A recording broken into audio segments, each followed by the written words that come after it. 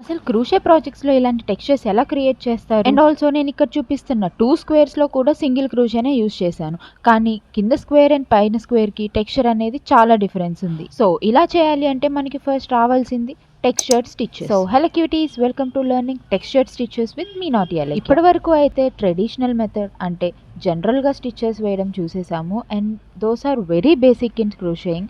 మనకి టెక్స్చర్ కావాలి అండ్ కొంచెం డిజైన్ చేయాలి అంటే మనకి ఖచ్చితంగా ఈ టెక్స్చర్ స్టిచెస్ అనేవి రావాలి. ఇందులో మనకి చాలానే స్టిచెస్ ఉన్నాయి like puff, shell, bobble, cluster etcetera. But ఇవన్నీ చేయడానికి మనకి ఫస్ట్ కావాల్సింది స్టిచ్ టెక్నిక్స్. అవే front loop only, back loop only, front post only, back post only. నేను కూడా ఫస్ట్ టైం ఇవన్నీ విన్నప్పుడు మీలాగే ఏంట్రా ఇవన్నీ అసలుకి ఇంత కాంప్లికేటెడ్‌గా ఉన్నాయి అనుకున్నాను.